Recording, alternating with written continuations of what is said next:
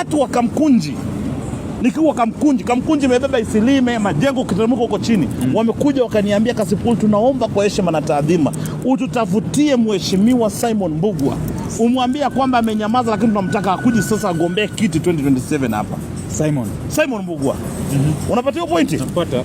Mheshimiwa Yusuf Hassan ambao ni current MP wa huko amefanyia watu wa Kamkunji kazi for 17 years. 17. Kwa heshima ambao Simon Mbugua alimpa, akasema mzee, fanya kazi watu waone, na kazi imefanyika. Imefika wakati ambao tunawaambia mzee, tunashukuru kwa kazi ambao wamefanyia watu wa Kamkunji. You are a good man. Wewe ni mtu ambao tunafurahia kazi yako, lakini sasa ni wakati wa kuenda kupumzika.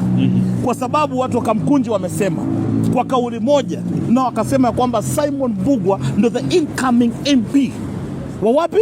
Wa Kamkunji. Na huyo sio mtoto mwenye amekuja, sio wa kukamu. Huyo ni wa kuzaliwa pale Majengo. Unasikia? Nakupata shehe. Vijana wa Majengo wanasema kije. Unapatia point? Wamecheza mpira pale Isiri.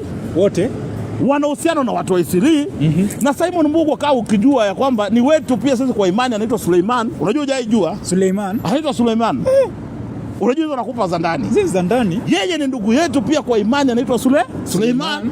Alafu isitoshe yeye ni Sedi. Unajua Sedi ni nini? Sedi ni nini shehe? Sedi ni nini? Ni nini? Uliza wale mandugu zako wa Kisomali Sedi ni nini?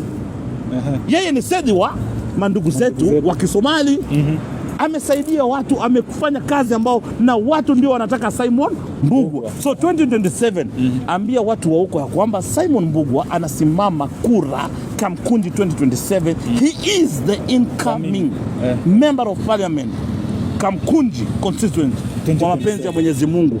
Na hii sio ati mimi, watu ndo wamenituma niambie nani? Simon Mbugua.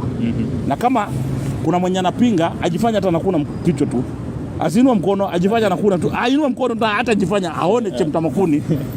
Our incoming member of parliament Kamkunji ni Simon Mbugua kwa mapenzi ya Mwenyezi Mungu Subhana wa Ta'ala. Unapata pointi? Incoming Langata ni Abbas Khalif. Langata ni Abbas Khalif.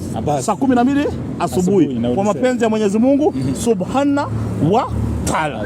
Unapata pointi? Napata. Kwa mapenzi ya Mwenyezi Mungu. Bas.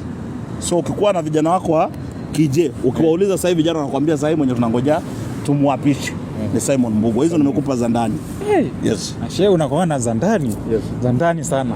So shehe tukitoka